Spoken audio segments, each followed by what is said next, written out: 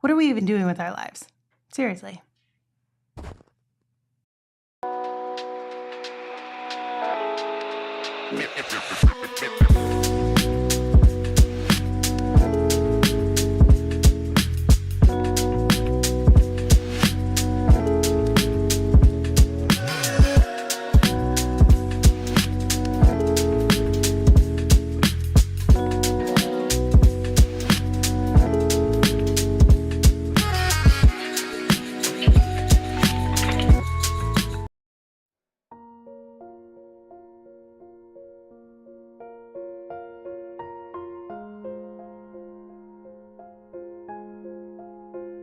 Welcome in to the PHNX Suns Show, coming to you live from Studio K, presented by Circle K. Join Inner Circle for free by downloading the Circle K app today.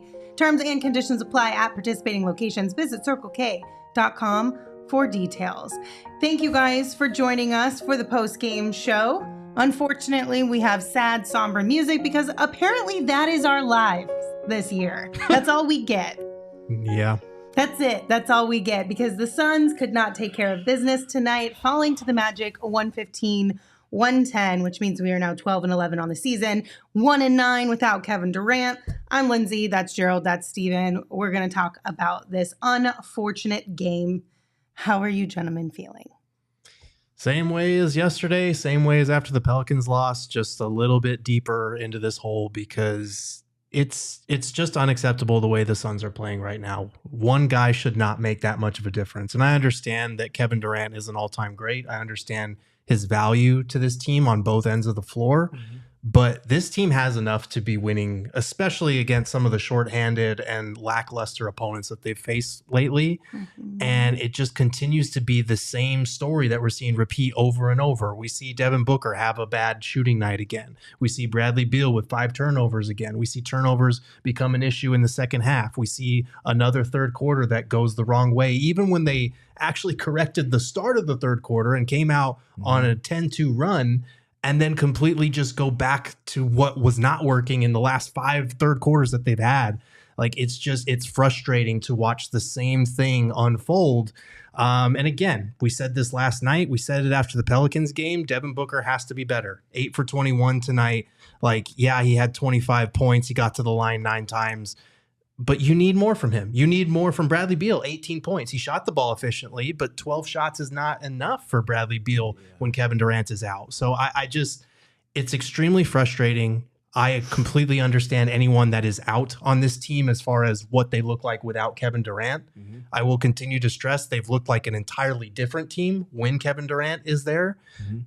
It shouldn't be that way, but that's just kind of the reality that we have to make peace with. This team is awful without Kevin Durant. They have fewer wins than the Washington Wizards do with Kevin Durant out. Like, there's no reason to have patience with that. I will say that Kevin Durant will hopefully be back for Friday's game, and hopefully we can just flip the switch back to being the team that we've seen 11-2 with him in there.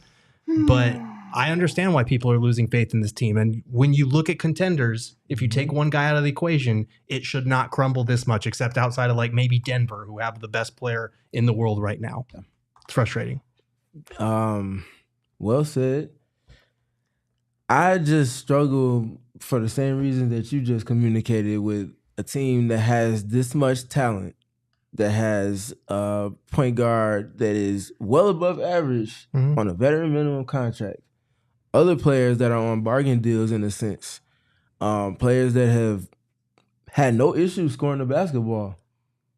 All-star level players. All of these different embarrassment of rich type scenarios that this roster has should be able to withstand one of the big three not being in the lineup. Mm-hmm. This is inexcusable, unacceptable. There's no rhyme or reason for it. And it should not be this heavily tilted without Kevin Durant being on the court. Like, we know he does a lot, but these players were great independent of him for the majority of their careers. Mm-hmm. What's the difference now when you put these things together and you have a solid context around them, even if he's not on the court? Like, this is just not, 1 + 1 is not adding up to 2. And, I mean, you can hope that the switch gets flipped when Kevin Durant hopefully comes back next Friday, but there's nothing guaranteed with that either, because I just don't believe you can play this bad and then he comes back and then it's just rainbows and unicorns all of a sudden. Like, no, like these habits are habits.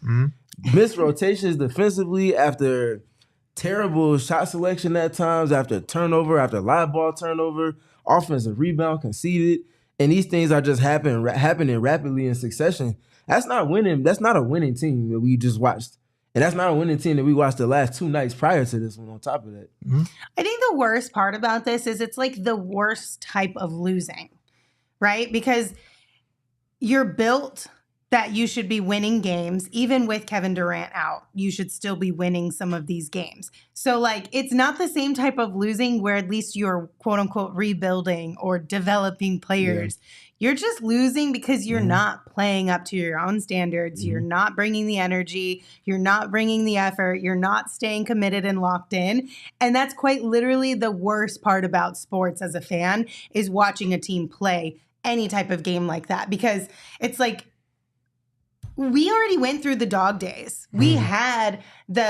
We were in the trenches of it all. This is supposed to be us on the other side. And I get Kevin Durant's out. I get Jusuf Nurkic and Ryan Dunn are also out, but they were down Paolo Banchero, Franz Wagner, Jonathan Isaac, yeah, Gary exactly. Harris. Like, what are we even talking about right now? You know what I mean? Like, that's the worst part about this, is the way in which they're losing is so frustrating from a fan perspective, because it's like, do we care more than you? I know we don't, but it feels like we do right now. They fold when they're hit with adversity. That's what we've seen the last couple of games. In the third quarter, the other team forces the issue and they fold. And it's just, it doesn't make sense to me, because Devin Booker was the best player on a 64-win team just a couple of seasons ago. And now we're talking about him like he doesn't deserve to be an all-star this season so far. Like, it's mind-blowing, and I don't quite understand what's happening in that respect. Like, I understand people have had their questions about Bradley Beal and the numbers he put up on Wizards teams, yada, yada, yada. I disagree with all of that. But like, for Book to be playing this poorly, for the defense to just look completely out of it, and he's never been like a fantastic defender, but during those winning seasons, he was at least an above average or an average defender at worst. And right now, he's letting Jalen Suggs go out there and look like Steph Curry on the pull-up threes. And like, we've talked about the Suns struggling with movement shooters and that type of thing. I'm sorry, but Jalen Suggs is not he's not a Duncan Robinson. He's not a Klay Thompson coming off screens. Like, they just gave up 26 points to Jalen Suggs. And at one point in this game, the Magic were shooting like 50% from three around halftime, and they're the worst three-point shooting team in the league. Like, at a certain point, you just have to look yourself in the mirror. There needs to be a lot of soul searching over these next couple of days, where they don't have a game, where they have practices, where they will look at film, because it's just unacceptable what we're seeing. One guy should not be the difference between we're a potential contender in the West and we are the worst team in the Western Conference. Yeah, I mean, Suggs was literally the best basketball player on the court. Yeah. And it felt like it. And it wasn't just because of him playing to his individual identity as a defending first type of player. Most of the value he's bringing is on that end of the floor, which we saw him wreak havoc. Like you said, on offense, he looked like the all-star in this game.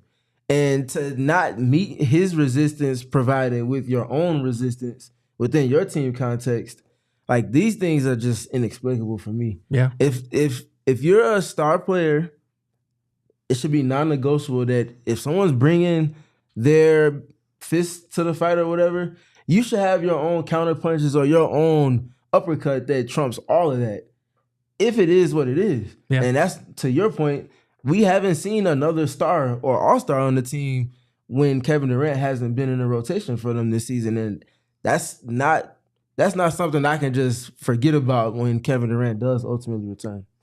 We have a couple super chats here. Psycho Blue sent us one, and they said, Basketball Gods said, be grateful we let you get rid of Sarver and that these choke jobs aren't happening on your home court the last week like they normally do. All caps. On to the next one. Thank you, Psycho Blue. I mean, listen, I guess I'm glad that they're happening on the road, but also that's a little concerning too, because in the last couple of seasons, haven't we been really good on the road? We've been pretty good better on the road, but than we have at home. So if that trend continues, then we're screwed. I mean, I'm concerned because if you're this bad on the road, like, guess what? Your record right now, you're 12-10. You are in play-in positioning. And I know it's only December. It's way too early to be reading too much into the standings. But if you lose too much ground during some of these periods where guys are out, like, you're not going to get home court advantage. You're going to have to win on the road. And the way that it's not even just the way that they're performing on the road. I couldn't give a damn where they're playing these games right now. It's the way that they are playing and the way that they have more than enough to be more competitive to win some of these games. And they're just not. They're losing to the Magic with 4 guys out. And I understand, like, you have Kevin Durant out, you have Ryan Dunn out, you have Jusuf Nurkic out, who I think looking at this game could have really helped them, especially with Goga just eating on the offensive glass. Oh, my God. But, like, you still have more than enough to beat this Magic team. Like, this is just incredibly disappointing. And it's baffling because, like I said, these guys have not played this poorly when Kevin Durant is out there. Like, close. Devin Booker, he had a very rough start to the season, don't get me wrong, but over the last handful of games where KD was there, he was turning the corner. And then you take KD out of the equation and we're back to the beginning of the season where he's struggling again. I don't understand it. It's baffling. It feels like it has to be a good part mental, right? I think so. Because I don't think talent-wise it should be this big of a drop-off. No. So it has to be something mental. It could be. It could be just he knows that they're in this place and he's continuing to miss shots, and mentally for a shooter, a lot of it is mental. But I don't know, man. Like, he's got to flip the switch and turn the corner and get back to being Devin Booker again, because this team isn't going to win a single game without Kevin. Kevin Durant's probably going to be back Friday, so they're probably going to be able to say, yeah, we didn't win a single game without Kevin Durant. Yeah, but the thing is that, like, as great as it is that Kevin Durant will probably be back on Friday, Nurk as well, hopefully Ryan Dunn too, there are going to inevitably be more injuries throughout the season. Right. Like, KD's 75 games last season, was it 75, right? 75. Was an anomaly. Yeah. When it comes to how many games KD has typically played over the last handful of years. So I don't think we're going to reach anywhere close to that this year. So there's going to be more moments like this. We can't just be like, oh, well, and by we, I mean this team. Yeah. Well, when KD gets back, it'll be fine. They're putting themselves in a position where all the stars would have to align for me to even see a path to a title for this group. Because, like, we've been saying all along, yeah, yes, the big three has to be healthy to contend for a title. But, like, man, come playoff time, you just can't guarantee that all those guys are going to stay healthy for the 2 to 3 months that you need to win 4 out of 7 times, 4 separate times. Like, if KD's banged up for a game here or there, I have zero faith in this group right now being able to pull out a big win in a playoff environment. And no one else should have that faith right now until they prove us otherwise.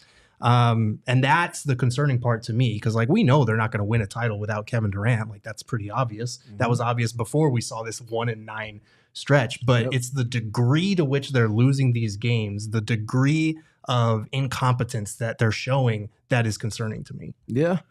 And the script for a handful of these games feels similar, especially in this stretch since Durant recently got hurt.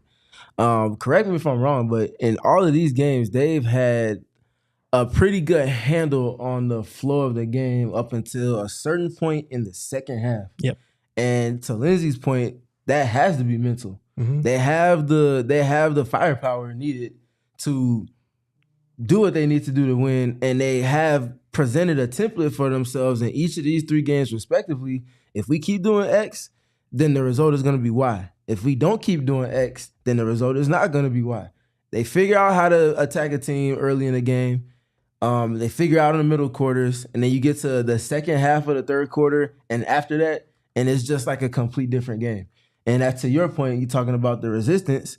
When they get met with that, they just don't have a comeback for it. It's like they just concede to it. They might put up the slightest bit of resistance on their own, but it's not enough in a sustained manner to combat what the opponents are bringing to the match. And at that point, we've seen what the result is the last 3 games. All right. We're going to take a quick break. On the other side, though, unfortunately, we have an injury to talk about. But first, a quick break. 'Tis the season to switch to Verizon. That's right. Right now, you can get a $200 Verizon gift card when you switch and purchase a select phone on select unlimited plans. So start the holidays off right with a great network and use that gift card to start checking other great tech gifts off your list as well, like smartwatches, tablets, headphones, and so much more. Get the 5G network that powers your day, from calling mom and your grandparents on Christmas Day to streaming your favorite podcast while you're stuck in traffic. Verizon has you covered with their award-winning network performance. So switch now and get a $200 gift card only at Verizon. Legal disclaimer, $200 Verizon e-gift card sent within 8 weeks requires device payment purchase, minimum retail price of $799.99 and poured in with new smartphone line on postpaid unlimited plus or unlimited ultimate plans required. So be sure to check out our friends over at Verizon. Also, make sure you check out our friends at Sanderson Ford. They are the official vehicle partner of PHNX, and we are proud to have them as a part of our family. They are thankful to have lived and prospered for the past 70 years in Glendale, Arizona. They're thankful for their 500 employees who take care of their customers, making Sanderson Ford America's most awarded Ford dealerships. And of course, they're thankful for you because without your support, they couldn't give back and support our community with events like Operation Santa Claus. So be sure to check them out. They thrive on no hassle, no pressure, and no nonsense sales approach. Right now, you can get new 2024 Ford F-150 trucks with 3.9 APR financing for 66 months, plus up to $4,000 cash back. Similar savings on over 900 new and pre-owned vehicles on the lot. Sanderson Ford is also America's most awarded Ford dealership for customer satisfaction. And when you're shopping for a car, when you're shopping for anything, honestly, you always get a little bit hungry. They've got a diner on site called the Starliner Diner. Chef's kiss. Check it out. Okay, I got bad news for you. Oh boy. Suns reporter Amanda Pflugrad tweeted out that Coach Bud said post-game that Grayson Allen suffered a twisted ankle, will be evaluated in the morning. Dun, dun, dun. Wonderful. He was just starting to turn it around the last know, handful of games dude. too. Starting to get it going from three, putting up multiple double-digit scoring performances off the bench. He only took 3 shots, made them all tonight, 5 of 5 from the free throw line, 13 points. So, of course, he twists his ankle. I hope nothing. It didn't seem like it bothered him at all, but that wrist too. Early on in the game when he got caught coming down like this. Yep. I know he winced a little bit, but I hope we don't have to add an additional person to the injury report, especially Grayson Allen, because we do need Grayson to continue to find his rhythm and find his stride with this team, because it was a tough start for him as well this season, dealing with some injuries and everything. But hopefully that's not something we have to report on Tuesday when we find out even more information. Steven, you want to dive into the numbers of this one by taking a peek inside the box presented by Desert Financial Credit Union, Arizona's #1 credit union named by Forbes? Let's do it. Cover your eyes, close your ears if you want to. No. I would not be mad at you. I'm not looking at anything in those top 3. I'm looking at the bottom 2. In addition to that, I have some more. 11 live ball turnovers. That's close to a season high for this Suns team. And you combine that with 21 total turnovers compared to the 13. They almost had more live ball turnovers than total turnovers that Orlando had in this one. That's a margin that is almost impossible to win when it's against you that heavily, because you're conceding points and advantages, if not fouls, on top of all of that to your opponents. And then the other big thing for me was the second chance opportunities. I know you all touched on it a little bit early on with Goga Batadze just owning the paint. 20 second chance points on 13 second chance possessions for the Orlando Magic. And in contrast, the Suns had 10 second chance possessions. So they got outscored, and obviously they got blitzed in terms of the volume as well. Not pretty. Not pretty. And Omar, to your point, there's a laundry list of things that we could have listed. You only got so many boxes to mention on what's inside the box. I added one in addition to that in terms of the second chance points. But if we did that, we would be here for probably the rest of the podcast, quite honestly, if we really wanted to dive into it. Like the box is overflowing with I mean, we can. We got time. Yeah, for sure. Hit them all. Tell us how you really feel, Steven, about all of these numbers. It's not tell y'all how I feel. It's about telling y'all how the Suns felt about the game today. I'm just reading the numbers. Man. Goga had 9 of their 14 offensive rebounds for the Magic. Goga had That's a tough. career high rebounds tonight. He was 2 points shy of a new career high points. And he went off against us earlier in November, too. Yep. He had a season high in that meeting and topped it today with 21, 2 off his career high 16 rebounds. And he matched the Suns in offensive rebounds by himself, 9-9. Yikes, that's tough. He killed them for the second game in a row. There was no way to get him this summer because of the contract that the Magic offered him, and the Suns didn't have the means to come anywhere close to that with only vet minimum deals. But I did say over the summer, I really like this guy. He would be good on the Suns. I'm still going to be looking at him and potential trades. He would be nice, and he's been a Suns killer the 2 times I met this season. Yeah, and that goes back to even last season. Yeah. For that matter. He was too. That's sure. right. Speaking of trades, a little birdie told me we might have a trade machine Tuesday sometime in the near future. Keep an eye out for that over at gophnx.com. That's all I can tell you for right now. A couple super chats here. Don Davies sent us one, and they said Katie's new nickname is the Shepherd because the Suns without him are a bunch of helpless little sheep in need of guidance. 2023 all over again. Damn. I said it in the pregame show. I understand and I fully support why Kevin Durant has stayed in Phoenix with this injury instead of joining the team on the road trip. It is the smarter move for his health. But I would kind of love Katie to be on the road with the guys when he's injured, simply because hopefully he could pull some energy, pull some whatever out of them to help them win some games. That leadership can only hit so far, though. Yeah. Okay, well, at this point, we're grasping for straws. I mean, We'll take anything we can get. We need our wolves to Please, turn back sir, into can wolves. I have some more? It's like if you have a kid and your kid is always like an angel when you're in their presence, but then when they're by themselves, they're not Turds. far from that. Little Like how turds. much can you do at home before that kid is ultimately just making decisions to an extent? They got to figure it out on their own, essentially. Right. You can't I be know. so lean and independent. Like, I hate to be the bearer of bad news, be the dead horse, all of those adages, but they have to figure it out external of Kevin Durant. You know what he brings, you know what they are with them, and then what? Yeah, I'm not going to go as far as the whole sheep thing, but to continue your metaphor, you need your wolves to be wolves again and not be sheep. And that you can't do that. Like, you shouldn't have to do that by bringing the wolf back to oversee them. Like, that's these guys got to step up on their own, and they're fully capable of doing it, which is why we're so frustrated and so confused right now, because we know what they're capable of. We've seen it for years, especially in Book's case. They've just got to be better, plain and simple.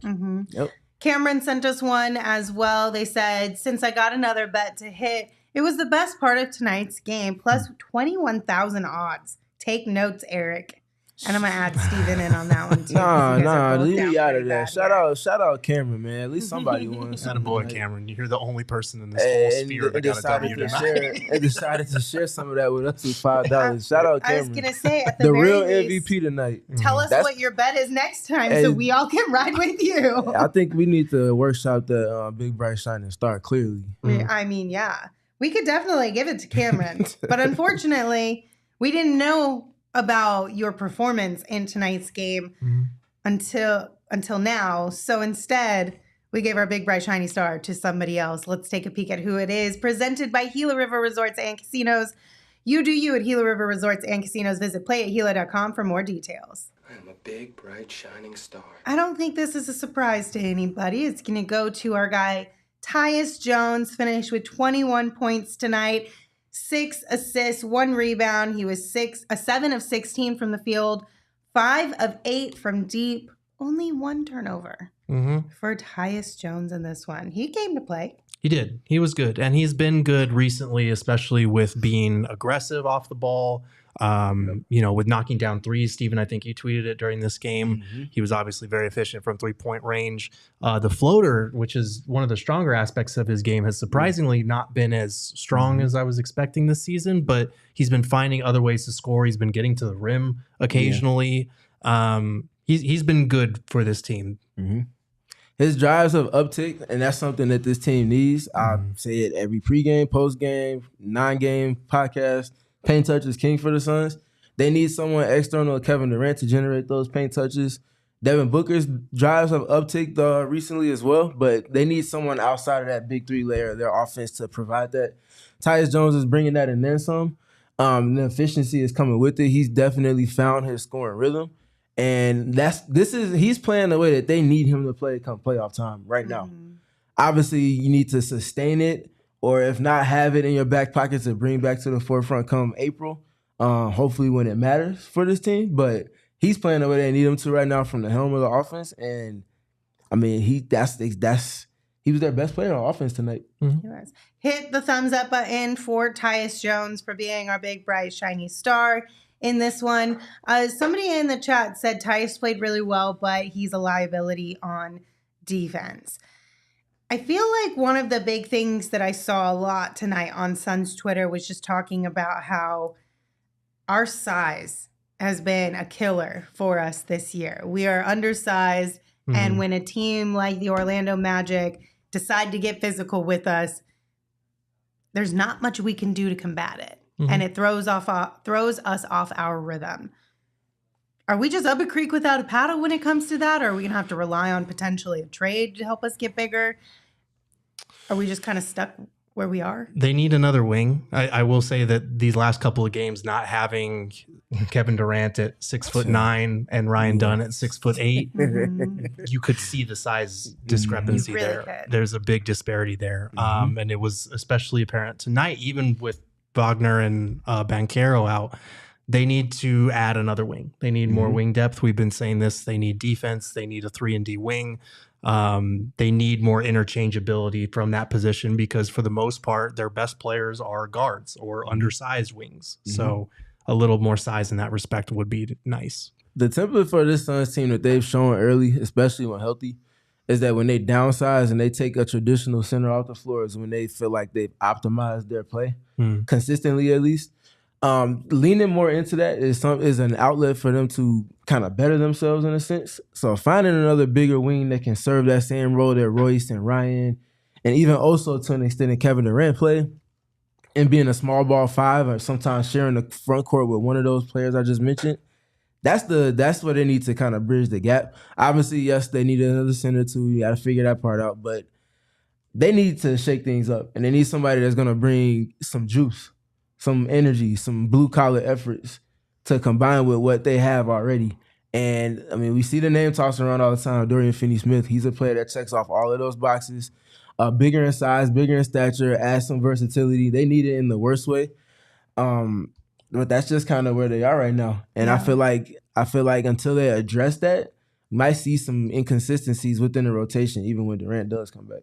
And in the meantime, we'll rely on guys like Royce O'Neal, who at least bring that grit and energy. We saw a little bit of that from him again tonight. He finished with 16 points and 7 rebounds. Last night, he was our big, bright, shiny star because he had himself a night. Royce O'Neal, we give him a lot of love, I think. From my perspective, it feels like we always are pointing out some of the positives of Royce O'Neal because he definitely deserves it. But over this last stretch of games, I feel like Royce O'Neal has been the most consistent when it comes to the energy and effort. You might be able to say that, at least from the role players, when it comes to the entire season. But I just want to point out this specific stretch, shout out to Royce O'Neal. Yes. Because he has put in the work. And he's one of those guys who plays a little bit bigger than what he is at times, or at least tries More often to. than not. No, he's been instrumental during what I would argue is the Suns' darkest stretch of the season. He is the one guy above all others right now, and I'm not saying he's the only one, but above everybody else, he's the one guy that I can point to and say he gives a damn. He's playing with some grit. He's playing with some fire. He's bringing energy and passion and trying to fire guys up. And he's also playing well. He's knocking down threes. He's making defensive plays. I know that he is playing with heart right now. And that's not something that I can say about everybody at this moment. That's a solid bit of the leadership piece I'm talking about. Everybody bringing a different piece of leadership to the entire puzzle for the Suns. Figure out what's unique to you and bring that consistently. I don't know if anyone's done that like you both just got done mentioning more consistently than Royce has, especially in this recent stretch, this window of games where they've been on the road. He gets it. He just understands it. And he regardless of what the box score says, even if he doesn't score, even if he goes 0 for 6, 0 for 9, whatever, he's always going to do the little things that this team needs from him in particular. And those are the things you just can't place a value on. Yeah, we need more guys who have that same mentality. And then one Royal in the chat said we need a Draymond Green or Dylan Brooks type of guy on this team. I'll go ahead and speak. I agree 1,000%. 1,000%. They need somebody that's going to always have that care factor. And this is why I look at Josh Okogie with a valuable lens versus looking at his flaws. Yes, we know he can't score in terms of shooting the ball more often than not. Whatever. But what can he bring that this team doesn't have when he's not on the floor? The juice that we're talking about, all of that energy stuff, you need someone that can do it more consistently and not be as much of a liability as him. But you don't have that right now. So that value comes with him finding minutes and just even in a spot scenario. He's that. Now you just need someone obviously that's bigger and someone that can do a little bit more than what he brings. Right. Someone that's going to be an irritant, someone that's going to get under their opponent's skin. Like even Royce, like I love Royce. He's more of a fire up my own team type of guy instead of I'm going to get in your face. I'm going to talk smack to you. I'm going to get under your skin. The Suns have 0 guys that fit that category right now. And they've missed that since the days of Jay Crowder and Chris Paul, honestly. But at the same time, even I feel like you need that for your own team too. Like Royce is much more... this is not trying to like whatever. Shade. You get what I'm saying here. Yeah. Royce is more positive about it. Right? Yeah. Jay Crowder was more like, I will call you the F out if I need to. Jay is an and I don't know that we have one of those. No. KD does it sometimes. Book does it sometimes. Everybody does it sometimes. But Jay Crowder was like, oh, I'm going to be in your face. If you're on my team, if you're the opponent, whenever, if whatever calls for it, I'm there. That's the thing. Like when Kevin Durant does it or when Devin Booker does it, it's typically a response to the energy they receive from someone else. Yeah. They're not fire starting in that respect where I'm coming into the game and this is my energy. I'm bringing the smoke and everybody else has to respond to it. Obviously, Jay was that type of player. Even past him, PJ Tucker was a type of player like that. The Suns need someone in their rotation that's cut from that type of cloth to where they wear their emotions on their sleeve. Obviously, there's a fine line to walk with that as you don't want it to work negatively against your team, but you need that. That is a key piece. I feel like the Suns have a bit too many nice guys in a sense. They need somebody that's going to walk that fine line or even go past that at times. That's what they're missing a little bit of right now. Yeah, and guys, to clarify, we're not saying they need Jay Crowder specifically. We are speaking to attributes. Let's open the ears up. But if you're asking where he is, he's in Sacramento right now and being well received. All right. We got a bunch of super chats to get to on the other side, but first we are going to take another quick break. The VRBO Fiesta Bowl will host the first playoff quarterfinal in history. That means the road to the College Football National Championship goes through us on December 31st at 5:30 p.m. Come early for the New Year's Eve Fiesta that starts at 2:30 p.m. with the FanFest pregame party. It's a block party leading into the big game. You've got band performances, cheerleaders, fun games, food, beverages, and so much more. Don't miss the epic pregame FanFest block party featuring live entertainment, fun games, food, beverages, and then witness college football history, all while securing priority for future college football playoff games. Join us for the first ever college football playoff quarterfinal at the VRBO Fiesta Bowl. Buy your tickets, reserve parking, and premium experiences at fiestabowl.org/tickets and Viva Fiesta. If you are a brand here in town and you are looking for a local company that can help you elevate your brand with the perfect headwear and apparel, look no further. Check out our friends at Branded Bills. Whether you need snapbacks, truckers, fitted, beanies, tees, Branded Bills has you covered with performance and style, and they will help you and your brand stand apart from the crowd. If you're just a fan of really good hats, beanies, and tees, Branded Bills is also the place for you. They have partnerships with ASU, U of A as a part of their campus collection. Also, did I mention they're a local company from Mesa, Arizona? We love supporting local companies. And right now, they're going to hook you up with a little discount. Head to brandedbills.com. Use the code PHNX for 20% off your first order. That is code PHNX. for 20% off your first order. It's a great way to also check off some of those names on your Christmas list, so don't miss out. All right, some super chats here. Let's see what we're working with. We've got one from Lonnie. Lonnie said, too many of our players are wearing street clothes. We need to get healthy ASAP. Yep, there. Couldn't agree more. Because it's not looking good without a certain individual. Definitely not. That would be ideal situation. Marcus sent us one. Thank you, Marcus. I said, I tried to tell you, if Katie ain't here, it's an L, laughing face emoji. You've been proven right. I don't understand how you've been proven right, but it's happening. Yeah, listen. I get it. It shouldn't be happening. This shouldn't be what we're talking about, honestly. It's really that's the most frustrating part is I don't understand how they've been this bad without one guy. Yep. I don't know. Trevor sent us one and said, I'm laughing at this point, lost to second stringers. At least you're dealing with it in a healthy way, Trevor. Love that for you. I really enjoy dark humor at times like this. Sure. Some of it might be a little too dark for the program here. Okay. But I highly recommend. I just think it's a good time all around. Just throwing that out there. If you guys find anybody who has really good dark humor, send it my way. Yeah. Luis sent us one, and they said this team was barely winning with Kevin Durant. He covered up a lot of our issues, lack of size, defense, and rebounding. Teams that can't score dropping 115 plus. This team is showing us exactly who they are. And then follow up before we dive into this one, Trey, on their super chat says, can we stop saying way too early? It's serious and bad now. We said the same stuff last year, and we see what happened with that. Are we in for a rude awakening this season? Were we too hopeful, too optimistic at the beginning of this season? I'm no, because they're good when they have Kevin Durant. It can be two things true at once. This team is still very good when they have their best players available, and they should not be as bad as they've been when they don't have one guy available. Like, two things can be true at once. I still think if this team is healthy and can stay healthy for the season, they're going to shoot right back up the standings. I do believe that. Even with the way that things have been demoralizing lately, we saw them flip the switch last time. We were in the same spot last time when Kevin Durant came back. They immediately put together some wins.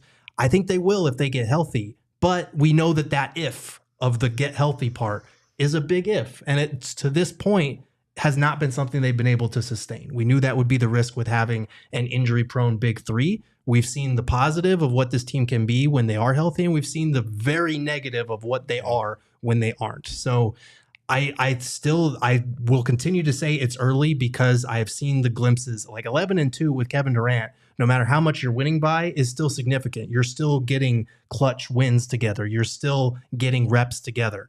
I still think this team can be good because we've seen it. But I don't blame people for being skeptical. I don't blame people for wondering about the other guys outside of Kevin Durant because they've been rough. And we saw it last season. Like, they were healthy at the right time of year, but did they get enough reps together during the regular season? Obviously not, because come playoff time, they got their teeth kicked in. So are we headed for that again? I don't know. They need to string together. I need to see more. Like, I haven't seen enough of this team healthy to know what they can be for sure. And that's just kind of where I'm at. I don't blame anybody for being skeptical, though. Yeah. I can't really say much outside of what you already hit on. You hit on all of it. What I will say, though, to say they barely won in a handful of games where Durant was available, right?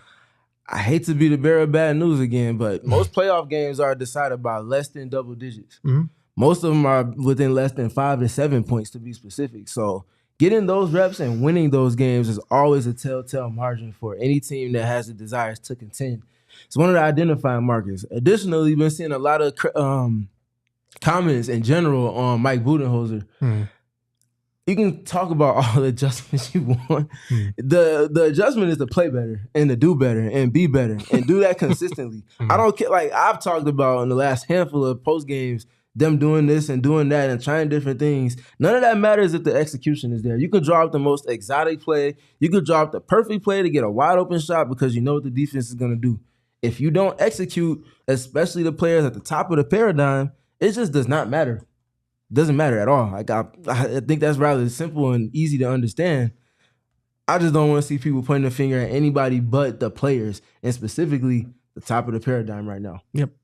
All right, next up on the super chats, we have one from Scott. Thank you, Scott. They said, did Luka break book? That playoff changed him. Honestly, I've seen this kind of going around a little bit lately because that was kind of the moment where if you are looking for a little bit of a backslide or a little bit of a diminished kind of return on what you're used to with book, that's where one you could point to. Yeah. If you're looking for this. I would not point there because we saw him the very next playoff year come out and have his best individual playoff run that we've ever seen. So I wouldn't say that. I will say there is something to things spiraling because it does feel like, especially at home, because of what happened in that Game 7, because of what happened in Game 6 against the Nuggets the following year, where they just got their teeth kicked in the first half, and you could feel that awkward like tremor run through the crowd, the home crowd in a playoff do or die game at home. I do think there is some PTSD maybe for some of the holdovers from that, with Book being basically the only one now at this point. Yeah. I think that's natural, but the concerning thing is that we've seen these Suns teams this year with a lot of new personnel fall into very similar, like, man, when they fall apart, they fall apart. Like it spirals, it snowballs so fast. And we've been saying this for like 2 years, Linz, about how it feels like with this group, when they lose, it's just like finding a new rock bottom half the time. It feels so ugly. Which and that's the doesn't concerning make part. sense. It doesn't make sense. Yeah. Like, I just don't get how you continue to like. It's like snapping back into a pattern or a habit because it's happened before at like a traumatizing point in life. I don't know. Maybe I'm just making that all up, but it does feel that way. It does feel that way. And I maybe that's trauma for us from like a fan base perspective, that it feels even darker because like you said, Book's one of the only holdovers.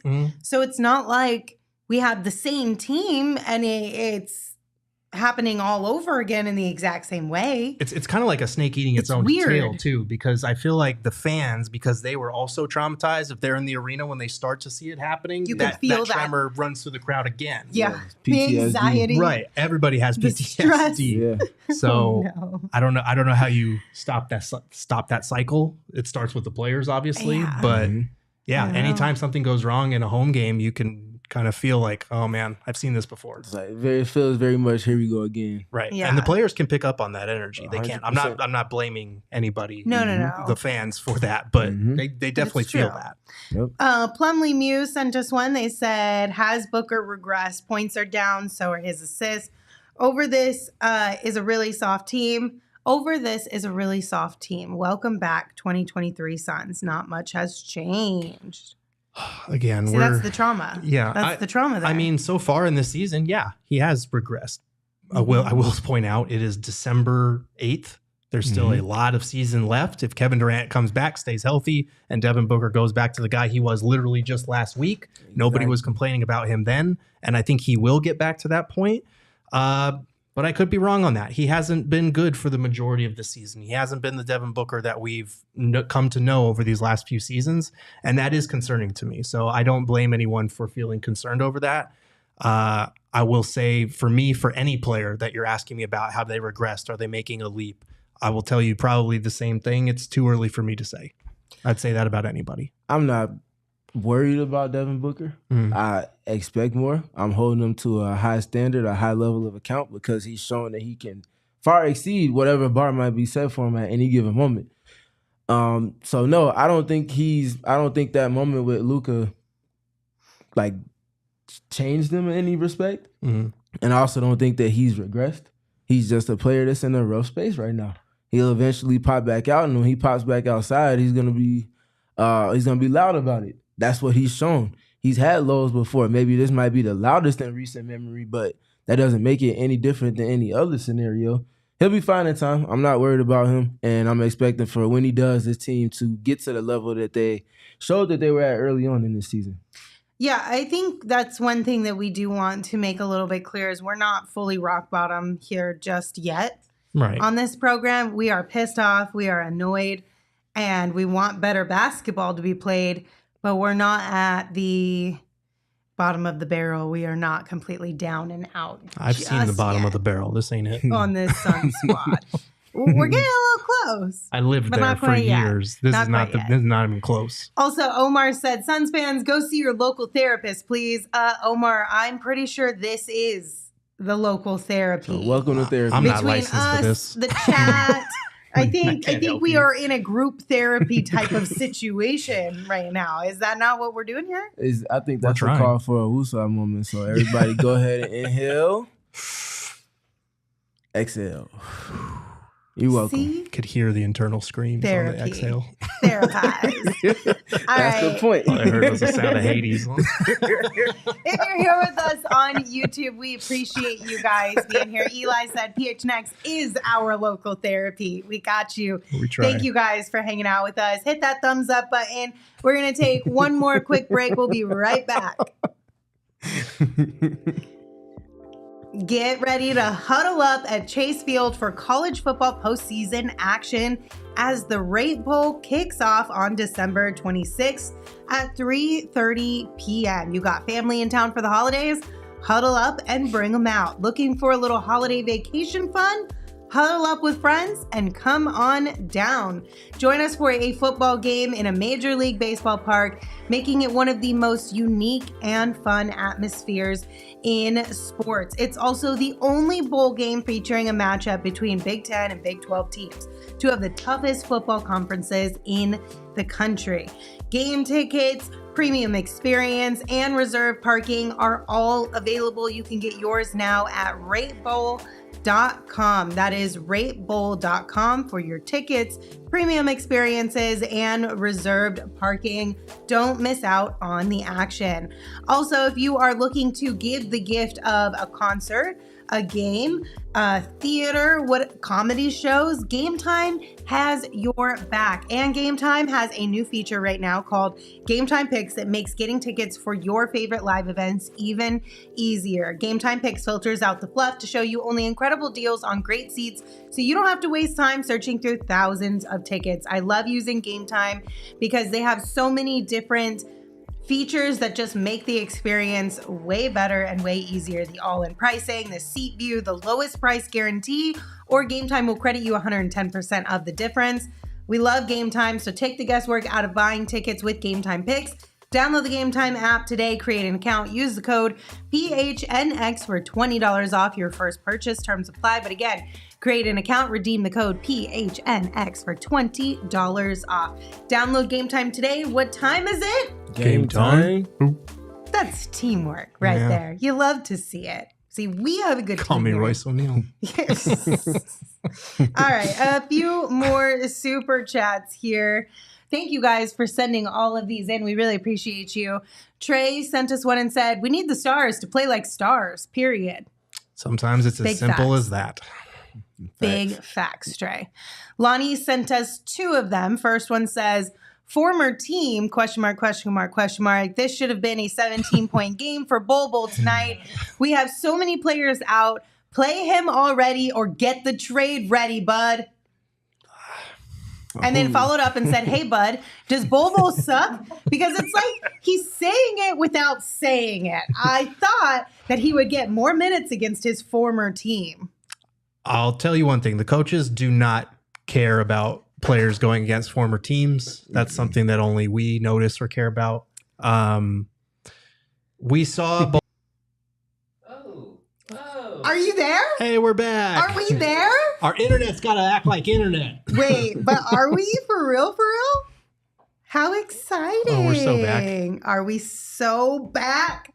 Unlike the Suns, we're so back, you guys. Mention Bobo in the stream. That's pretty funny. Shout out to everybody who is still here with us. We appreciate you guys hanging tight with us.